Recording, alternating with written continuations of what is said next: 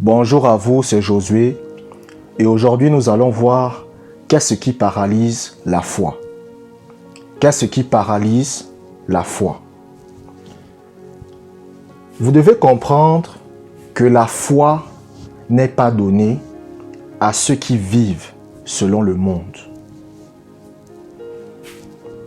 Les chrétiens qui vivent selon le monde, les chrétiens qui vivent comme les gens du monde, les chrétiens qui parlent, les chrétiens qui agissent, les chrétiens qui ont un style de vie qui est selon le monde, ne peuvent pas vivre par la foi. Déjà, un chrétien qui vit selon le monde, c'est un chrétien qui démontre qu'il n'a pas foi en Dieu. Toutes les personnes que vous voyez qui ont manifesté la foi en Dieu, toutes les personnes que vous voyez qui ont démontré leur foi en Jésus-Christ ou qui ont démontré leur foi au Seigneur, ce sont des personnes qui ne vivaient pas comme les gens du monde. Lorsque un chrétien, vous vivez comme les gens du monde, vous paralysez votre foi. C'est pour cela quand vous lisez la Bible dit que le Seigneur Jésus-Christ a guéri un malade. Il y avait un homme qui était malade depuis 38 ans. Et il était en train d'attendre à côté de la piscine de Bethesda. Et Jésus va venir. Jésus va lui dire, veux-tu être guéri? Le gars, il va commencer à raconter sa vie à Jésus. Il va dire à Jésus que non, il n'y a personne pour me jeter dans la piscine. Voilà, pour être guéri et tout. Qu'est-ce que Jésus va dire? Jésus va dire, lève-toi et marche. Le gars va se lever, il va marcher, il va être guéri. Mais après, qu'est-ce qui va se passer? Quelque temps après, il va rencontrer Jésus à nouveau. Et regardez la phrase que Jésus va lui dire. Jésus va lui dire, va et ne pêche plus, de peur qu'il ne t'arrive quelque chose de pire. Est-ce que vous savez pourquoi Jésus lui a dit, va et ne pêche plus? Pour la simple et bonne raison que ça paralyse la foi. Quand le Seigneur Jésus-Christ dit, va et ne pêche plus, il est tout simplement en train de dire, va et ne vis plus comme les gens du monde. C'est ça que Jésus est en train de dire. Le péché et le monde sont associés. Parce que vous savez, il y a des gens, parfois, ils se disent que « Oh, moi, je ne fornique pas, je ne consomme pas de l'alcool, voilà. » Mais si vous vivez selon le monde, vous vivez dans le péché. Il y a une différence entre commettre une erreur et vivre dans l'erreur. Il y a une différence entre tomber dans la boue et se faire plaisir dans la boue. Vous savez, par exemple, quelqu'un est en train de marcher, il glisse, il tombe sur la boue. Il se relève, n'est-ce pas? C'est normal, il est tombé, mais il se relève. Mais lorsque vous voyez quelqu'un qui tombe dans la boue, mais il se roule dedans, il prend la boue, il met sur son visage, vous allez dire, le gars, là, a un problème. C'est comme ça que Dieu voit un chrétien qui vit selon le monde. Et un chrétien qui vit selon le monde, sa foi est paralysée. Rappelez-vous, je vous ai dit que c'est par la foi que nous pouvons avoir accès à toutes les bénédictions de Dieu. Les bénédictions spirituelles que Dieu a prévues pour nous, que ce soit la guérison, que ce soit la réponse à la prière, peu importe le domaine, c'est par la foi que nous y avons accès. Mais le problème, c'est que si votre foi est paralysée, vous ne pouvez plus avoir accès à ça. Et qu'est-ce qui paralyse votre foi? C'est le fait de vivre selon le monde, de marcher selon le monde, d'agir comme les gens du monde. Et beaucoup de chrétiens aujourd'hui sont dans ce domaine-là. 70% des chrétiens aujourd'hui qui vont dans les églises sont des gens qui vivent comme les gens du monde, qui parlent comme les gens du monde. C'est-à-dire que quand vous voyez leur façon de vivre ne reflète pas Jésus. Et ils s'étonnent pourquoi ils ne manifestent pas la foi. Un jour, j'étais avec un frère, on discutait, il chante dans l'église et il a une copine. Mais j'étais surpris. J'ai dit, mais comment toi tu es un enfant de Dieu, tu as une copine, vous couchez ensemble. Et tu n'as aucun remords par rapport à ça. C'est-à-dire que ça ne te dit même... Tu n'as même pas l'impression que tu fais quelque chose de mal. Et j'ai coupé les ponts avec ce gars. Mais lorsque ce gars a eu des problèmes et que Dieu n'a pas agi, il a dit Dieu est mauvais. Mais il a paralysé lui-même sa propre foi. Lisons Jacques chapitre 4, verset 4. Jacques chapitre 4, verset 4. Adultères que vous êtes, ne savez-vous pas que l'amour du monde est inimitié contre Dieu? Celui donc qui veut être ami du monde se rend ennemi de Dieu. Regardez la Bible. La Bible dit, non, écoutez, c'est la Bible que je viens de vous lire. La Bible dit que celui qui veut se rendre ami du monde se rend ennemi de Dieu. Donc, les chrétiens qui vivent selon le monde, c'est des ennemis de Dieu. Vous allez voir un chrétien, il porte une Bible, il va à l'église, il s'assoit. Quand on demande de chanter, il crie Alléluia. Oh, gloire à Dieu. Le pasteur monte sur l'estrade, il commence à prêcher la parole. Il crie Amen. Amen. Gloire à Dieu. Alléluia. C'est bien.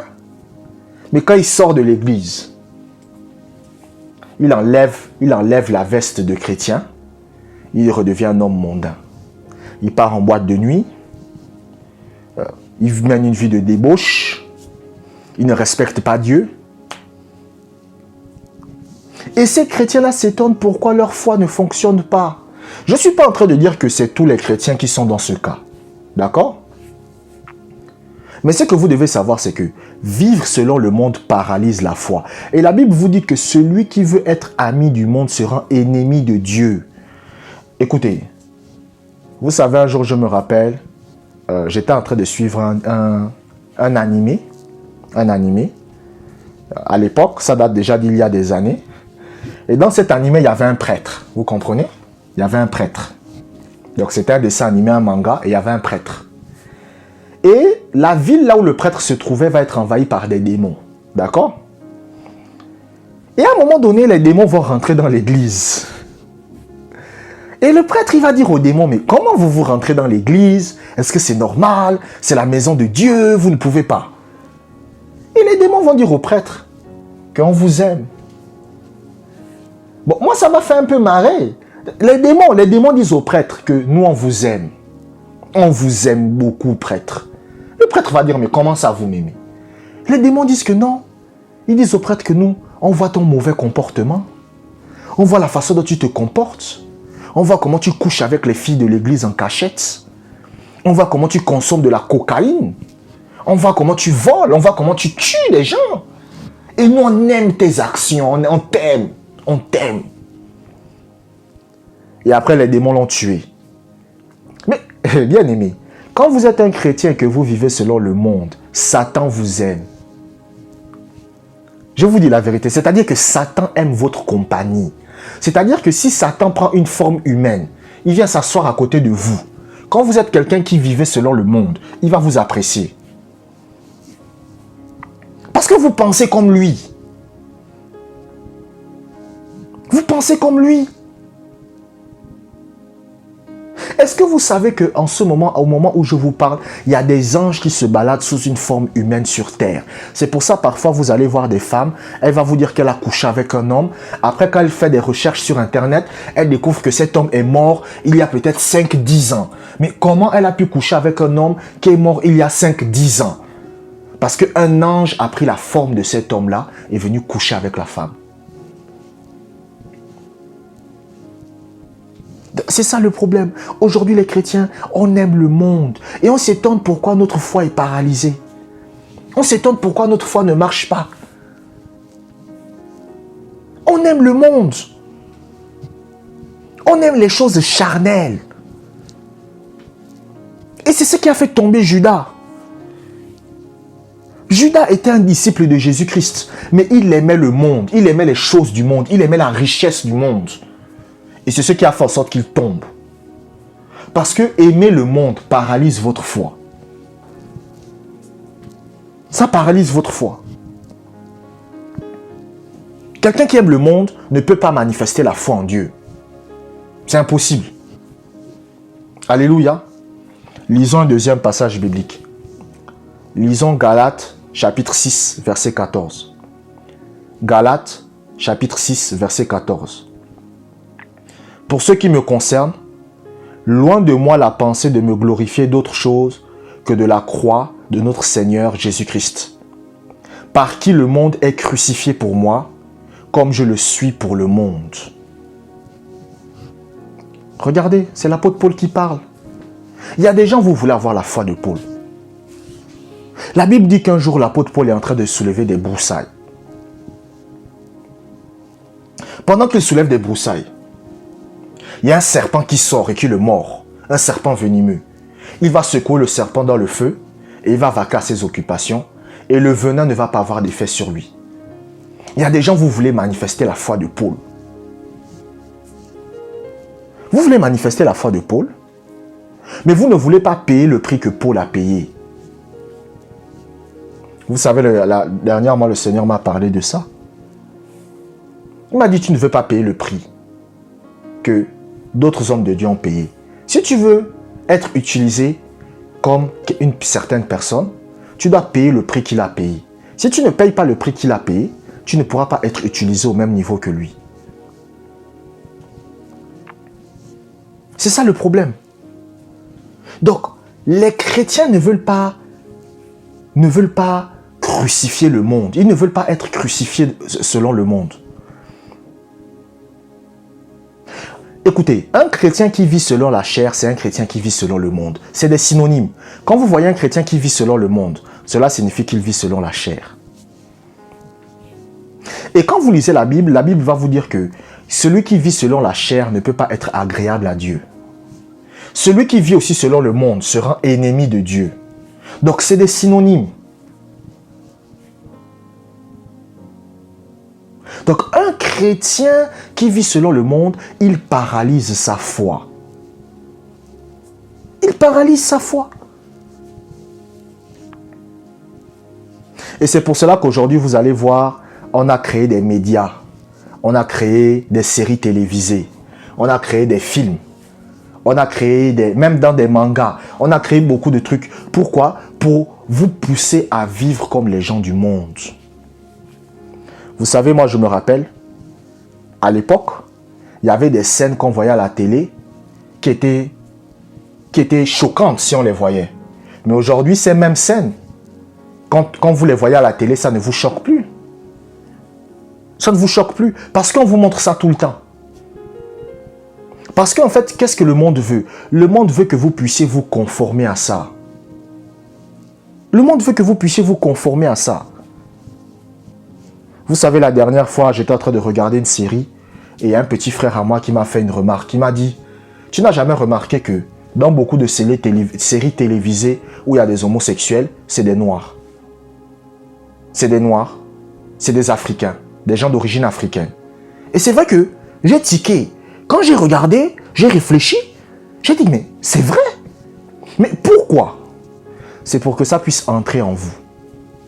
C'est pour que ça puisse entrer dans les Africains. Que c'est bien. Donc c'est ça le problème de beaucoup de chrétiens aujourd'hui. Vivre comme les gens du monde. Vivre et être comme les gens du monde. Et c'est ça qui paralyse la foi. Quand vous vivez comme les gens du monde, votre foi est inactive. Votre foi ne peut pas avoir de l'effet. Votre foi ne peut pas avoir de l'impact. Quand vous regardez les apôtres, ce n'étaient pas des gens qui vivaient comme les gens du monde. Leur façon de parler, leur façon d'agir, leur façon de se comporter, ce n'était pas comme les gens du monde. C'est pour cela que lorsque vous lisez la Bible va dire dans Actes des Apôtres qu'on va les appeler chrétiens. Ce n'est pas eux-mêmes qui vont dire nous sommes des chrétiens. C'est les gens du monde. Quand les gens du monde vont les regarder, ils vont dire mais quand on voit ces gens-là, ils parlent comme Jésus, ils marchent comme Jésus. Ils agissent comme Jésus. Ils se comportent comme Jésus. Ils ont la même attitude que Jésus. Ah, c'est des chrétiens. Et chrétien, ça veut dire comme Christ. Donc, un chrétien qui n'a pas le désir d'être comme Jésus, mais qui recherche les choses du monde, ce chrétien-là, sa foi sera paralysée. Il y a des prières qu'il va faire. Dieu voudra l'exaucer, mais Dieu ne pourra pas. Pourquoi? Parce que sa foi est paralysée. Mais sa foi est paralysée parce qu'il vit comme les gens du monde. Merci d'avoir écouté ce podcast jusqu'à la fin. Abonnez-vous pour des prochains messages et que la grâce du Seigneur soit avec vous.